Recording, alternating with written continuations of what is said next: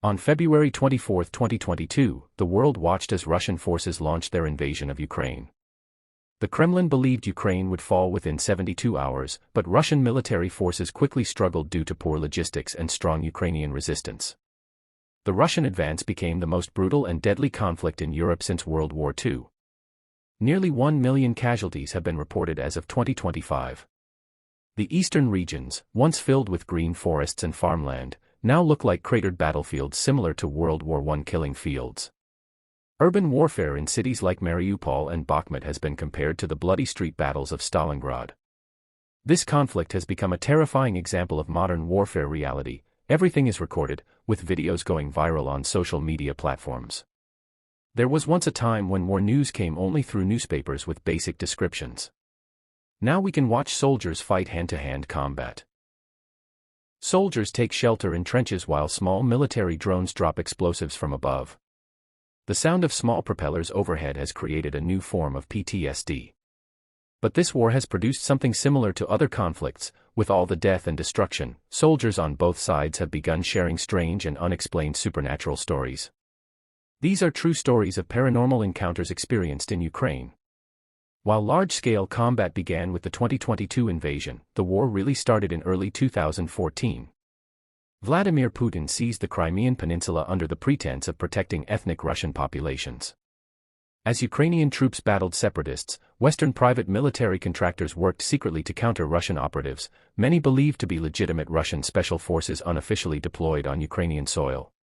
One contractor, we'll call Castro, shared his story, offering a unique glimpse at operations during the conflict's earliest stages.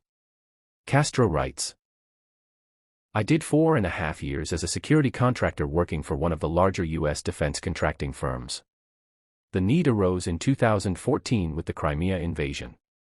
Russia was using military contractors and unmarked regular Russian army soldiers for missions inside the peninsula. 2 days later, I was in Ukraine and shipped to the Crimea border where we received assignments. What I'm here to tell you is the lesser-known side of war. When sides clash, gunfire, explosions, death, suffering, it creates energy. In that fog, things happen that people don't want to acknowledge. The first story was told by my friend we'll call Maps, former Marine Corps and excellent at reading maps. One day while working in command and control, Maps overheard a radio transmission. Command, this is Patrol 62.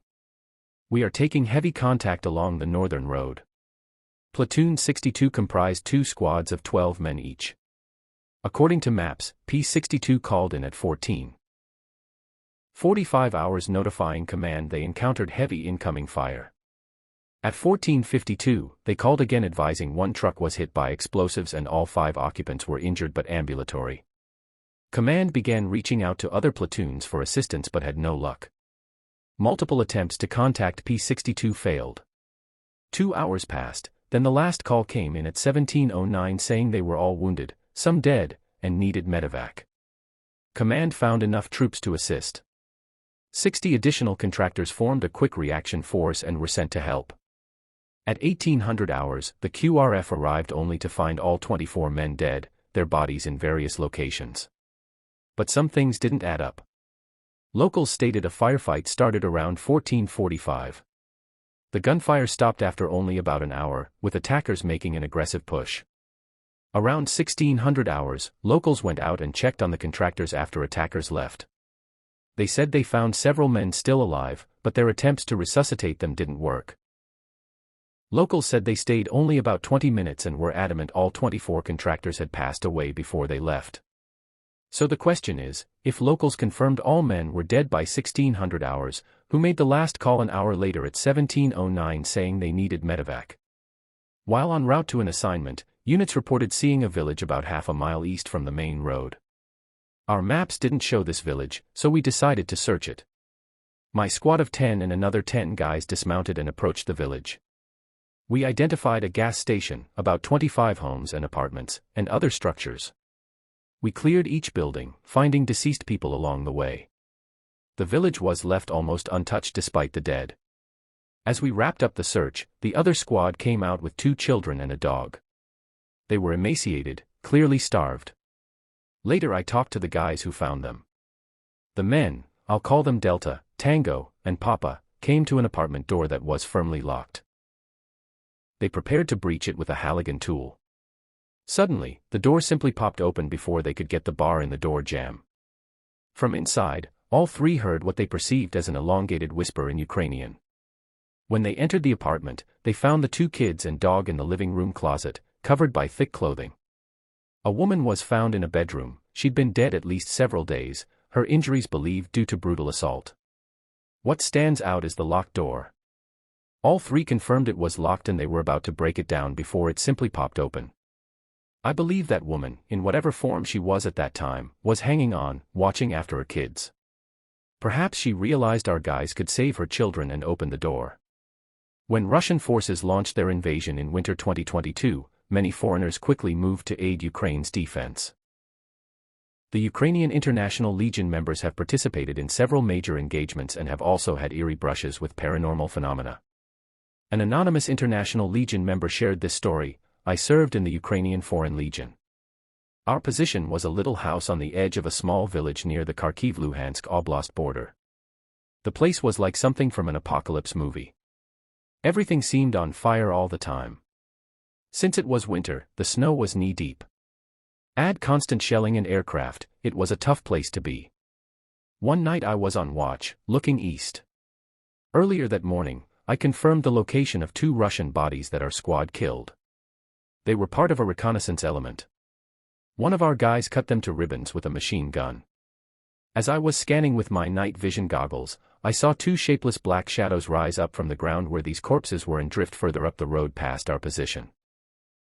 They didn't seem menacing, like 2 people oblivious to the war around them.